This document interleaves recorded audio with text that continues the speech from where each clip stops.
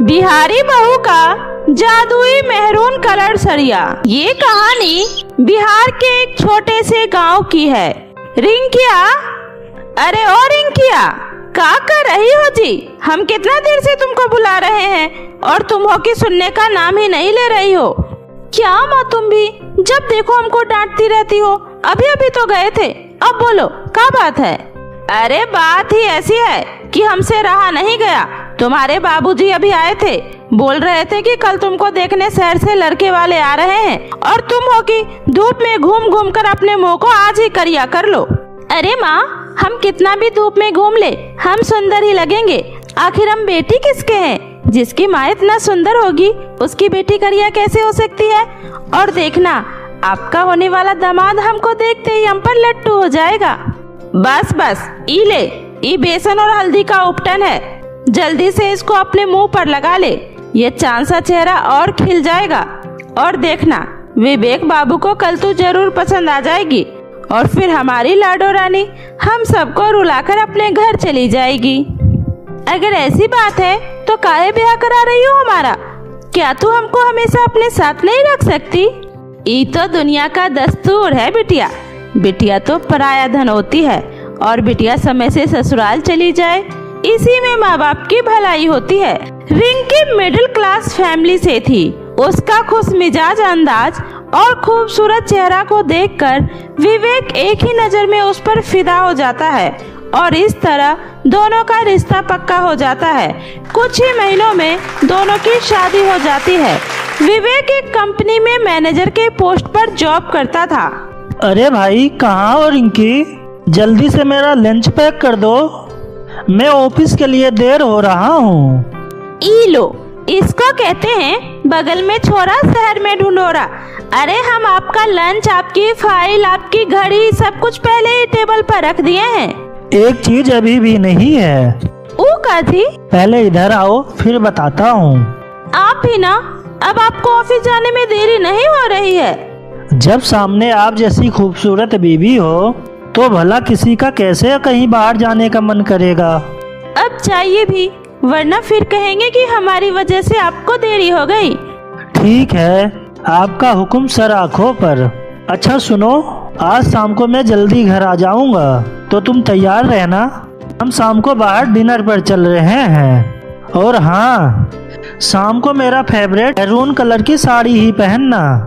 विवेक के ऑफिस जाने के बाद रिंकी घर के कामों में लग जाती है और शाम को विवेक का फेवरेट मैरून कलर की साड़ी पहनकर तैयार होकर बैठी थी। कितनी देर में आएंगे जी? हम तैयार हो गए हैं। बस आ गया जाने मन। मैं भी तो देखूं कि मेरी रिंकी मैरून कलर की साड़ी में क्या कह ढा रही है। बस बस, अब बाकी की तारीफ आप घर आकर करिएगा। अब हम रखते हैं। ये रिंकी और विवेक की उस रात की आखिरी बातचीत थी, क्योंकि उसके बाद रिंकी के पास हॉस्पिटल से फोन आता है। सुनिए मैडम, आप जल्दी से सिटी हॉस्पिटल पहुंच जाइए, आपके पति का एक्सीडेंट हो गया है। रिंकी रोते बिलखते हॉस्पिटल पहुंचती है। 24 घंटे बाद विवेक को होश आता है। रिंकी, मुझे कुछ दिखाई नहीं दे रहा। रिंकी मैं देख नहीं पा रहा हूँ। मुझे हर जगह अंधेरा अंधेरा क्यों लग रहा है? जांच के बाद पता चलता है कि सर पर चोट लगने की वजह से विवेक की आंखों की रोशनी चली गई और वो अब कभी भी अपनी आंखों से देख नहीं पाएगा। नहीं, ये नहीं हो सकता। डॉक्टर साहब, आप दोबारा से जांच कीजिए, शायद आपसे कोनो गलती हुई होगी। डॉक्टर साहब, आप चाहे तो हमारी आंखें ले लीजिए, लेकिन हमारे पति की आंखों की रोशनी लौटा दीजिए। देखिए, इसमें हम कुछ नहीं कर सकते, बस अब भगवान ही कोई चमत्कार कर सकते हैं। रिंकी, होनी को कोई नहीं बदल सकता। तुम बस मुझे घर ले चलो, मुझे घर जाना है। उसके बाद रिंकी विवेक को घर लाती है। अब उनकी दुनिया बेरंग हो गई थी। जहां उनकी दुनिया में खुशियां ही खुशियां थी, वहीं अब उदासी ही उदासी छा जाती है। रिंकी किसी तरह से खुद को संभालती है और विवेक से कहती है, सुनिए जी, चलिए ना, आज माता जी का दर्शन कराते हैं। हम लोग काफी दिनों से कहीं बाहर नहीं गए हैं। तुम चली जाओ रिंकी, अब मेरे लिए तो दिन रात अंदर बाहर सब एक बराबर है। मैंने क्या क्या सोचा था और अब ये क्या हो गया। मुझे माफ कर दो रिंकी, मैं तुम्हारे लिए कुछ नहीं कर पाया। ऐसा मत कहिए जी, हम हैं ना, सब ठीक हो जाएगा। माता रानी पर भरोसा रखिए, उन्होंने चाहा तो सब बढ़िया होगा। हम तैयार होकर आते हैं, आप तब तक यहीं बैठिए। उसके बाद रिंकी फिर से मेहरून कलर की साड़ी पहनकर आती है। आपको पता है जी, आज मैं आपकी पसंद की मेहरून कलर की सरिया पहनी हूँ। काश मैं तुम्हें मेहरून कलर की साड़ी में देख पाता। वैसे भी तुम हमेशा की तरह आज भी खूबसूरत लग रही होगी। ये सुनकर रिंकी की आंखों में आंसू आ जाता है, लेकिन वो विवेक को दुखी नहीं करना चाहती थी। इसलिए वे लोग हंसते हुए मंदिर जाकर पूजा करते हैं और पूजा करके मंदिर से जब ये दोनों लौट रहे होते हैं, तभी एक बूढ़ी औरत वहाँ आती है और उनसे कहती है, बेटी मुझे बहुत भूख लगी है, मुझे कुछ खाना खिला देती, तुम्हारी बहुत मेहरबानी होती बेटी, मैंने 2 दिनों से कुछ नहीं खाया है। दादी माँ, यहाँ पास ही हमारा घर है, आप हमारे साथ चलिए। उसके बाद रिंकी उस बूढ़ी महिला को घर लाकर उन्हें बैठाकर प्यार से खाना खिलाती है। उसके बाद वो बूढ़ी औरत रिंकी को अपनी झोली में से एक मेहरून कलर की साड़ी देते हुए कहती है, तूने मुझे माँ कहा है बेटी, और माँ बेटी के घर खाली हाथ नहीं आती। ये ले, ये मेरी शादी की पुरानी मेहरून कलर की साड़ी है, अब ये मेरे किसी काम की नहीं है, तो इस साड़ी को मेरा आशीर्वाद समझकर रख ले। इसे पहनते ही तुम्हारी जिंदगी में फिर से खुशियाँ आ जाएगी और तुम्हारी जिंदगी में एक बार फिर से रंग भर जाएगा। रिंकी उस साड़ी को लेकर रख लेती है और अगले दिन उसे पहनकर बाहर आती है।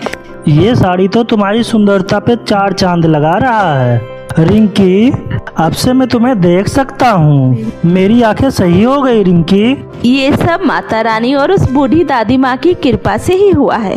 हो ना हो, दादी माँ के रूप में वो कोई देवी ही थी जो मुझे ये जादुई मेहरून कलर की सरिया दे गई, जिससे आपकी आंखों की रोशनी वापस आ गई। उस दिन के बाद से दोनों की जिंदगी में फिर से खुशियाँ आ जाती है। विवेक अब अपने जॉब पर फिर से जाने लगता है और रिंकी अपने दयालु स्वभाव की वजह से अक्सर गरीब और बेसहारा लोगों की मदद करती है और खुशी खुशी अपने पति के साथ रहने लगती है। गरीब सास बहू का अनोखा जादुई साग का घर। ताई जी छोड़ दीजिए मुझे मत मारिए, मुझे बहुत दर्द हो रहा है। नहीं, आज तो मैं तुझे सबक सिखा कर रहूंगी, तभी तेरी अकल ठिकाने पर आएगी। इतना कहकर हेमलता अपनी देवरानी की बेटी सुमन को डंडे से जोर जोर से मार रही होती है और उसके रोने की आवाज सुनकर उसी वक्त वहाँ पर उसके देवरानी कुसुम और उसकी सास कल्याणी आती है और कहती है, भाभी ये आप क्या कर रही हैं? क्यों मार रही है मेरी बच्ची को? आखिर इसने क्या किया है जो आप उसे इस तरह मार रही हैं?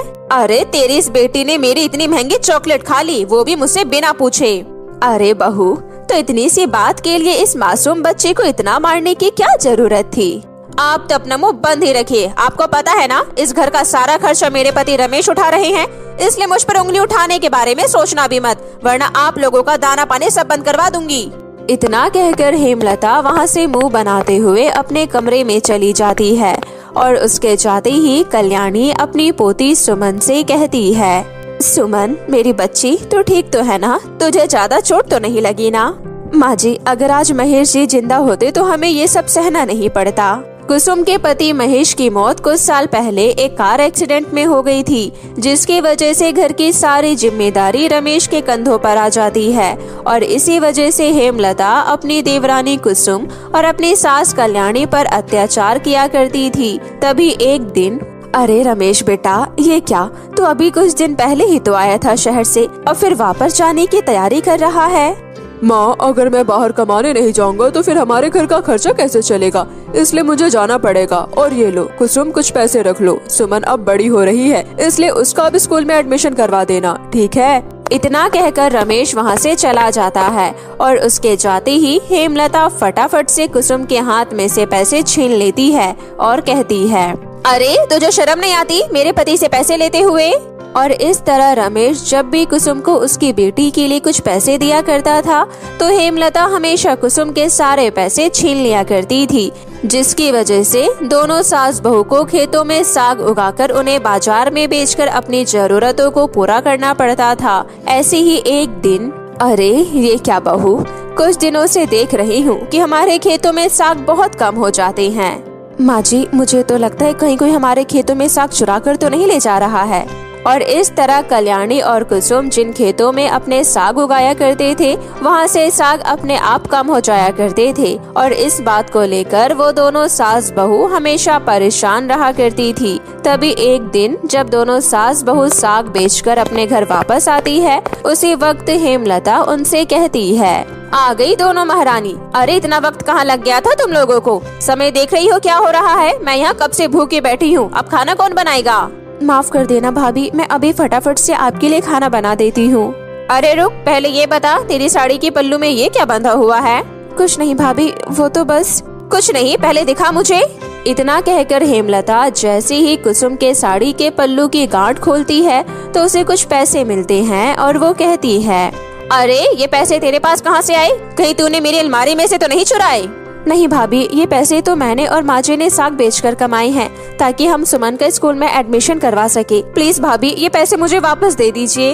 अच्छा, और ये जो मेरे पति की कमाई की रोटियां मुफ्त में तोड़ रही है, इसकी भरपाई कौन करेगा? इसलिए अब ये पैसे तो तुम्हें वापस नहीं मिलने वाले। बस करो बड़ी बहू, इन पैसों पर तुम्हारा कोई हक नहीं है, समझी? तुम इसलिए ये पैसे हमें वापस कर दो। तेरी इतनी हिम्मत बुढ़िया, अब तुम मुझ पर उंगली उठाएगी? रुक जा, आज तो तुम लोगों को तुम्हारी असली औकात दिखानी ही पड़ेगी। इतना कहकर हेमलता कुसुम, कल्याणी और उसकी बेटी को घर से धक्के मारकर बाहर निकाल देती है और कहती है, अब जब घर से बाहर सड़कों पर धक्के खाओगी ना, तब तुम लोगों की अकल ठिकाने पर आएगी। भाभी, ये अब क्या कर रही हैं? मेरे नहीं तो कम से कम माँ जी के बारे में तो सोचिए, वो इस उम्र में बाहर कैसे रह पाएंगी? और इस तरह हेमलता किसी की नहीं सुनती और वो उन लोगों को घर से धक्के मारकर बाहर निकाल देती है। जिसके बाद दोनों सास बहू सुमन को लिए रात के अंधेरे में इधर उधर भटकने लगती है। तभी वो लोग थक हार कर अपने साग के खेतों में जाकर बैठ जाते हैं। माँ जी, अपना घर होते हुए भी आज हमें इस साग के खेतों में अपनी रात गुजारनी पड़ेगी, क्योंकि हमारे पास इस साग के खेतों के अलावा और है ही क्या? बहू, मैं तो बस उस दिन को कोस रही हूँ जब मैंने हेमलता बहू को अपने घर की बड़ी बहू बनाया था, लेकिन मुझे क्या पता था कि एक दिन ये अपना ऐसा रूप दिखाएगी। अब तो मुझे बस भगवान का ही सहारा है। इतना कहकर दोनों सास बहू की आंखों में आंसू आ जाते हैं। तभी अचानक से उन्हें एक आवाज सुनाई देती है, अरे क्या हुआ? आज आप लोग इतने परेशान क्यों लग रहे हैं? अरे ये किसकी आवाज है? यहाँ तो कोई भी दिखाई नहीं दे रहा। कौन हो तुम? कुसुम के इतना कहते ही उसके खेतों के बीचों बीच बने एक कुएं में से 3 छोटी सुंदर सी परियां बाहर निकलती है, जिन्हें देखकर वो दोनों सास बहू बहुत ज्यादा हैरान हो जाती है और कहती है, अरे तुम लोग कौन हो? और इस कुएं में से मुझे तो कुछ समझ में नहीं आ रहा। तभी उनमें से सोनिया परी कहती है, अरे आप लोग डरिए मत, हम लोग आपको कोई नुकसान नहीं पहुंचाएंगे, बल्कि हम तो यहाँ आप लोगों की मदद करने आए हैं। लेकिन तुम लोग हो कौन? हम लोग परी लोग की एक छोटी सी दुनिया की 3 जादुई परियां हैं, जो इस कुएं के अंदर कई सालों से रह रही हैं, और तुम्हारे खेतों में उग रहे इन हरे भरे सागों को खाकर ही हम लोग अपना गुजारा कर रहे हैं। इसका मतलब हमारे खेतों से जो ये साग गायब हो रहे थे वो तुम लोग खाती थी? हाँ, इसलिए तो हमें तुम्हारे खेतों की ये साग बहुत पसंद है। लेकिन आज आप लोग इतने परेशान क्यों लग रहे हो और इतनी रात में इस खेत में क्या कर रहे हो?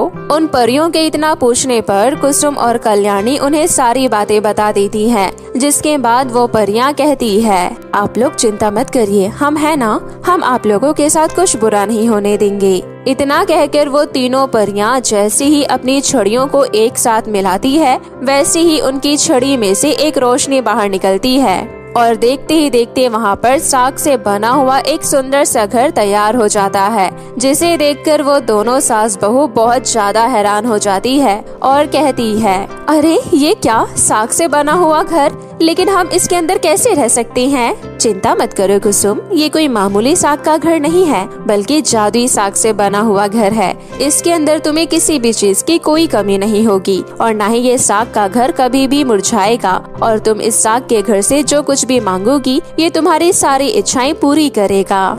क्या तुम लोग सच कह रहे हो? तुम लोगों का बहुत बहुत शुक्रिया।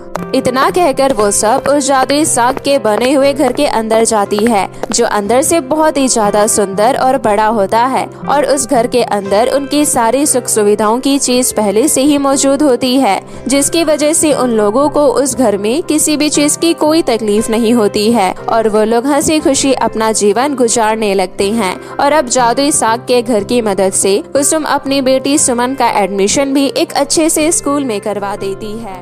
लव मैरिज वाली की जादुई चोटी। मयंक, कल जो अनीता मैम ने काम कराया था, मुझे वो नोट्स देना। क्या मुस्कान, तुम भी एग्जाम नजदीक आने वाले हैं और तुम हो कि छुट्टी पर छुट्टी कर रही हो? तुम्हें पता है ना ये हमारे बोर्ड का एग्जाम है। वो तो है, लेकिन तुम्हें पता है ना मेरा इस दुनिया में मेरी माँ के सिवा कोई नहीं है और कुछ दिनों से उनकी तबीयत ठीक नहीं है, तो उनकी जगह जहाँ वो काम करती है वहाँ मैं काम करने जा रही हूँ। मुस्कान, चलो हम उन्हें किसी अच्छे डॉक्टर के पास लेकर चलते हैं। मयंक, तुम मेरे साथ डॉक्टर के पास चलोगे? और नहीं तो क्या, दोस्त हूँ, तुम्हारे लिए इतना तो कर ही सकता हूँ। उसके बाद मुस्कान और मयंक गंगा देवी को हॉस्पिटल लेकर जाते हैं, जहाँ जांच करने के बाद डॉक्टर कहता है, देखिए, पेशेंट की हालत बहुत ही ज्यादा गंभीर है, इन्हें काफी दिनों से टीवी है, हमें जल्दी इनका ऑपरेशन करना पड़ेगा। डॉक्टर साहब, मेरी माँ के सिवा मेरे इस दुनिया में कोई नहीं है, प्लीज आप इन्हें बचा लीजिए। ठीक है, इलाज के लिए 2 लाख रुपए काउंटर पर जमा कर दीजिए, बाकी हम उन्हें बचाने की पूरी कोशिश करेंगे। मुस्कान के पास उसके घर के अलावा कुछ भी नहीं था, लेकिन वो अपनी माँ को नहीं खोना चाहती थी, जिस वजह से वो अपना वो घर जमींदार के यहाँ गिरवी रखकर अपनी माँ का इलाज कराती है। लेकिन गंगा देवी की तबीयत में कुछ ज्यादा फर्क नहीं पड़ता और एक दिन वो जिंदगी और मौत के इस जंग में हार जाती है और मुस्कान अब अनाथ हो जाती है। मुस्कान किसी तरह से खुद को संभालती है और अपनी पढ़ाई करने लगती है, लेकिन मुस्कान के ऊपर दुखों का पहाड़ तब टूटता है जब जमींदार पैसे ना देने की वजह से मुस्कान के घर पर कब्जा कर लेता है और उसे घर से निकाल देता है। मुस्कान रोते हुए नदी के पास चली जाती है। माँ, देखो ना, आज तेरे जाते ही तेरी बेटी कैसे अनाथ और लाचार हो गई। माँ, तुम मुझे पढ़ाना लिखाना चाहती थी ना, एक अफसर बनाना चाहती थी, लेकिन मुझे माफ कर दो, इन स्वार्थी दुनिया में मेरा साथ देने वाला कोई नहीं है, मैं आपके पास आ रही हूँ माँ। तभी पीछे से मुस्कान का हाथ मयंक पकड़ लेता है। मुस्कान, ये तुम क्या करने जा रही हो? तुम इतने स्ट्रॉन्ग लड़के होते हुए भी ये हरकत करने जा रही हो? मैं क्या करूं मयंक, मेरे पास अब कोई रास्ता नहीं है, ना तो मेरे पास रहने के लिए कोई घर है और ना ही आगे की पढ़ाई के लिए पैसे। मेरा घर है ना और मैं हूँ ना, मैं तुम्हें आगे पढ़ाऊंगा और तुम्हारा अफसर बनने का सपना देखना एक दिन जरूर पूरा होगा। हाँ मुस्कान, मुस्कान, मैं तुमसे प्यार करता हूँ और तुमसे शादी करना चाहता हूँ। मैं तो चाहता था कि हम दोनों पहले अपने पैरों पर खड़े हो जाएं, फिर ये शादी करें, लेकिन अब हालात ऐसे हो गए हैं कि मैं आज ही तुमसे शादी करके तुम्हें अपने घर ले जाना चाहता हूँ। तुम मुझसे शादी करोगी ना? मयंक बहुत ही समझदार और अपने क्लास का सबसे होनहार लड़का था और मुस्कान भी मयंक को पसंद करती थी, इसलिए वो शादी के लिए मान जाती है और एक मंदिर में जाकर दोनों शादी कर लेते हैं और मयंक मुस्कान को अपने घर ले जाता है। कावेरी भाभी, ये मुस्कान है मेरी वाइफ, आज से ये यहीं रहेगी, हमने शादी कर ली है। अरे माँ जी, सुनती हो? जल्दी आओ, ये देखो आपका बेटा पढ़ लिख कर डिग्रियाँ लाने की जगह लड़की लाया है। अरे मयंक बेटा, ये तूने क्या किया? पहले पढ़ लिख कर अपने पैरों पर खड़ा तो हो जाता, अभी तो तू कुछ कमाता भी नहीं है, हम पहले ही तुम्हारा बोझ उठा रहे हैं, अब तुमने हमारे सिर पर एक और बोझ लाकर खड़ा कर दिया है। माँ, मुस्कान बहुत ही अच्छी लड़की है और हम दोनों एक दूसरे से बहुत प्यार करते हैं। और रही बात बोझ की, तो माँ मैं वादा करता हूँ आज से आपको मुझ पर या मेरी पत्नी पर कोई खर्चा नहीं करना होगा। मुझे एक कंपनी में जॉब मिल गई है। मयंक मुस्कान के लिए अपनी पढ़ाई छोड़ देता है और जॉब करने लगता है, लेकिन वो मुस्कान की पढ़ाई नहीं रुकने देता है। मुस्कान, हमारे पास इसके अलावा और कोई रास्ता नहीं है, अब तुम हम दोनों का सपना पूरा करोगी, तुम मन लगाकर पढ़ाई करोगी और अफसर बनोगी। मुस्कान की मनमोहक सुंदरता और उसका सरल स्वभाव सबका दिल जीत लेता है। कुछ ही दिनों में प्रेमिला अपनी बहू मुस्कान को अपना लेती है, लेकिन मुस्कान की जेठानी कावेरी मुस्कान से बहुत जलने लगती है। जब से ये महारानी यहाँ आई है तब से तो मैं बस इस घर की नौकरानी बनकर रह गई हूँ। खुद तो महारानी कलेक्ट्री करने कॉलेज चली जाती है और मैं यहाँ घर में रहकर नौकरों की तरह लगी रहती हूँ, लेकिन मैं भी इस मुस्कान की बच्ची को छोड़ूंगी नहीं। इसका वो हाल करूंगी कि ये किसी को मुंह दिखाने लायक ही नहीं बचेगी। उसके बाद कावेरी जलन से मुस्कान के शैम्पू में केमिकल वाला हेयर रिमूवल दवाई डाल देती है। मुस्कान जैसे ही नहाकर कॉलेज जाने के लिए तैयार होती है, वैसे ही उसका सारा बाल टूटकर जमीन पर गिर जाता है। ये देखकर मुस्कान बहुत ज्यादा दुखी हो जाती है और रोने लगती है। हे भगवान, ये क्या हुआ? मेरे सारे बाल कहाँ चले गए? अब मैं कॉलेज कैसे जाऊंगी? तभी वहाँ मयंक आता है और मुस्कान को देखकर वो भी परेशान हो जाता है। अरे मुस्कान, ये तुम्हारे बालों को क्या हुआ? पता नहीं मयंक जी, मैं जैसे ही नहाकर आई मेरे सारे बाल गिर गए। अब मैं कॉलेज कैसे जाऊंगी? मुस्कान, तुम ऐसा करो, तुम कुछ दिनों कॉलेज मत जाओ। कुछ दिनों बाद जब तुम्हारे बाल आ जाए तब तुम कॉलेज जाना। और हाँ, कुछ दिन तुम कमरे से बाहर भी मत निकलना, सब ठीक हो जाएगा। नहीं मयंक जी, आपने मुझे पढ़ाने के लिए अपनी ख्वाहिशों का गला घोटा है। मैं अपनी पढ़ाई में कोई कसर नहीं छोड़ना चाहती हूँ। मैं अपनी जी जान लगाकर पढ़ाई करूँगी और बीपीएससी का एग्जाम पास करके अफसर बनूंगी। बाल नहीं है तो क्या हुआ, मैं फिर भी कॉलेज जाऊंगी। लेकिन इस तरह कॉलेज में सब तुम्हारा मजाक उड़ाएंगे। मुझे उससे कोई फर्क नहीं पड़ता। मैं अपनी पढ़ाई से कोई कॉम्प्रोमाइज नहीं कर सकती। मैं जा रही हूँ।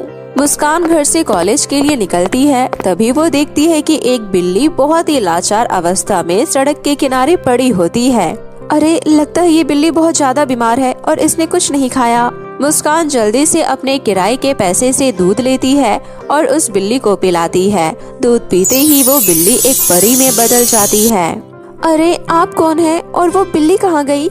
मुस्कान, घबराओ नहीं, वो बिल्ली मैं ही हूँ। मुझे एक दुष्ट जादूगरनी ने अपनी बुरी शक्तियों से बिल्ली बना दिया था। मैं तब तक अपने असली रूप में नहीं आ सकती थी जब तक कोई सच्चा और नेक दिल इंसान मेरी मदद नहीं करता। और आज तुमने मेरी मदद करके मेरी जान बचाई है। तुम्हारा बहुत बहुत शुक्रिया। और हाँ, मैं तुम्हें देखते ही तुम्हारी परेशानी समझ गई हूँ, इसलिए मैं भी तुम्हारी मदद करना चाहती हूँ। इतना बोलकर वो परी अपना जादुई छड़ी घुमाती है और मुस्कान के सिर पर लंबे घने बालों की जादुई चोटी आ जाती है, जिसे देखकर मुस्कान बहुत खुश होती है। आपका बहुत बहुत शुक्रिया परी जी। मुस्कान, ये तुम्हारी चोटी जादुई है और तुम इससे जो भी मांगोगी वो सब तुम्हें मिल जाएगा। इतना बोलकर वो परी वहाँ से गायब हो जाती है और मुस्कान घर आकर सभी लोगों को अपने जादुई चोटी के बारे में बताती है। अच्छा जी, भला हम कैसे माने कि तुम्हारी ये चोटी जादुई है? अपनी चोटी से कुछ मांग कर तो दिखाओ। हे जादुई चोटी, दिखाओ अपना कमाल और कर दो हमें माला माल। तभी मुस्कान के जादुई चोटी से सोने के सिक्कों की बारिश होने लगती है और ये सब देखकर उसके सास परमिला और जेठानी कावेरी का मुंह तो खुला का खुला रह जाता है। अरे मुस्कान बहू, ये तो बहुत ही कमाल हो गया। अब देखना, हम जल्दी बहुत ही अमीर हो जाएंगे। हाँ माँ जी, आपने सही कहा। अरे, हमारी मुस्कान जो पहली बार हमारे घर में कदम रखी थी, तभी मैं समझ गई थी कि हमारे घर में बहू नहीं बल्कि साक्षात लक्ष्मी आई है। लक्ष्मी। जादुई चोटी का कमाल देखने के बाद तो मुस्कान की सास और जेठानी का तो मुस्कान के प्रति रवैया ही बदल जाता है। जो मुस्कान हमेशा दोनों की आंखों में खटकती रहती थी, वो अब दोनों की आंखों का तारा बन गई थी। मुस्कान, मुझे तुम्हारे जादुई चोटी और उसके जादू से कोई मतलब नहीं है। मैं तो बस इसी में खुश हूँ कि तुम्हारे बाल तुम्हें वापस मिल गए हैं। जहाँ उसकी सास और उसकी जेठानी उसके जादुई चोटी से हमेशा अमीर होने के सपने देखती रहती, वहीं मयंक के मन में कोई लालच ना देखकर मुस्कान बहुत खुश होती है। अगले दिन मुस्कान जब सुबह उठती है तो उसकी सास और जेठानी उसके लिए अच्छा अच्छा नाश्ता बनाकर उसका इंतजार करने लगती है। अरे आओ आओ मुस्कान, बैठो। तुम तो बैठकर बस आराम से इन पकवानों का मजा लो। अरे कावेरी बहू, तुम्हें सुबह सुबह उठकर इतना सब बनाने की क्या जरूरत थी? हम तो मुस्कान की जादुई चोटी से ही तरह तरह के खाने का सामान मांग सकते थे। नहीं नहीं माँ जी, ये ठीक नहीं है। हमें ज्यादा लालच नहीं करना चाहिए। हमें बस जरूरत की चीजें इस जादुई चोटी से मांगनी चाहिए। हाँ बहू, कह तो तुम सही रही हो, लेकिन बहू ये सब भी तो हमारी जरूरत का ही हिस्सा है। खैर छोड़ो बहू, अब जल्दी से मुझे अपनी जादुई चोटी से मांगकर कुछ पैसे दे दो। मुझे घर की जरूरतों का सामान लेकर आना है। मुस्कान अपनी सास और जेठानी से बहस नहीं करना चाहती थी, इसलिए वो बिना कुछ बोले उन्हें पैसे दे देती है और पैसे लेकर दोनों सास बहू बन ठन कर शॉपिंग करने के लिए निकल जाती है और मुस्कान भी तैयार होकर अपने कॉलेज चली जाती है। अगले दिन सुबह मुस्कान अपने कमरे से बाहर आती है तो देखती है उसकी सास और जेठानी पहले से ही बन ठन कर उनके सामने खड़ी है। अरे बहू, सोकर उठ गई? तुम्हें नींद तो अच्छे से आई ना बेटा? अच्छा बहू, मैं ये कह रही थी मुझे कुछ दिनों के लिए बाहर घूमने जाना है, इसलिए अपनी जादुई चोटी से कहकर मुझे कुछ पैसे दे दो। मुस्कान की सास और जेठानी अब हर रोज मुस्कान से पैसे मांगकर उन्हें उड़ाते रहती, इसलिए आज मुस्कान अपनी सास से कहती है, माँ जी, आप लोगों ने क्या मेरी इस जादुई चोटी को अपना ATM कार्ड समझ लिया है और आप लोग हर रोज बेवजह की फिजूल खर्ची करते रहती हो, इसलिए आज आप लोगों को एक फूटी कौड़ी नहीं मिलेगी, समझे आप लोग। क्या कहा? तेरी इतनी हिम्मत, तू मुझसे ऊंची आवाज में बात कर रही है? अरे भूल मत कि तू और तेरा नकारा पति अभी भी मेरे घर में रहते हो। अगर इस घर में तुम्हें रहना है तो मेरी बात माननी ही पड़ेगी, समझी? अब चल जल्दी से मुझे पैसे दे। उसके बाद मुस्कान को ना चाहते हुए भी उन्हें पैसे देने पड़ते हैं, लेकिन अब मुस्कान मन में ठान लेती है कि अब वो अपनी सास और जेठानी को यूं फिजूल खर्ची के पैसे नहीं देगी। इधर मुस्कान का एग्जाम भी नजदीक आने वाला था, लेकिन वो अपनी जेठानी और सास की वजह से ठीक से पढ़ाई नहीं कर पा रही थी, क्योंकि वो दोनों हर वक्त कुछ न कुछ मांगने और उसका दिमाग खाने उसके पास आ जाती थी। मुस्कान फिर भी हिम्मत नहीं हारती है और रात में सबके सोने के बाद पढ़ाई करती है, लेकिन जब उसके एग्जाम का रिजल्ट आता है तो मुस्कान फेल हो जाती है। अब चुप भी हो जाओ, तुम्हारा सिलेक्शन नहीं हुआ तो क्या हुआ? तुम्हारे पास तो तुम्हारी जादुई चोटी तो है ना? नहीं मयंक जी, मैं अफसर बनकर अपनी माँ और आपका सपना पूरा करना चाहती हूँ और ये जादुई चोटी मेरे लिए वो नहीं कर सकती है, और जादुई चोटी की वजह से ही मैं सही से पढ़ाई नहीं कर पाई थी, इसलिए नहीं, अब मैं इस जादुई चोटी को काट दूंगी। इससे पहले मयंक उसे रोक पाता, मुस्कान गुस्से से अपनी चोटी को ही काट देती है, और जब ये बात मुस्कान की सास और जेठानी को पता चलती है तो दोनों उसे खूब खरी खोटी सुनाकर घर से निकाल देते हैं। अरे अभागन मनहूस, घर आई लक्ष्मी को लात मार दी, एक तो एग्जाम में फेल हो गई, ऊपर से साक्षात लक्ष्मी रूप बालों को भी काट दी। अरे अभागन, बाल काटने से पहले तो खुद क्यों नहीं मर गई? निकल जा मेरे घर से। माँ, आपको मुस्कान से इस तरह से बोलने का कोई हक नहीं है। आपने ही इसे अपने बाल काटने पर मजबूर किया और आप दोनों की ही वजह से मुस्कान एग्जाम में भी फेल हो गई, और घर से आप क्या हमें निकालोगे? हम खुद ही ये घर छोड़कर जा रहे हैं। उसके बाद मुस्कान और मयंक एक किराए पर घर लेकर रहने लगते हैं। मुस्कान फिर से अपनी तैयारी शुरू करती है और इस बार वो इम्तिहान में पास हो जाती है और बड़ी अफसर बन जाती है और खुशी खुशी अपना जीवन गुजारने लगती है।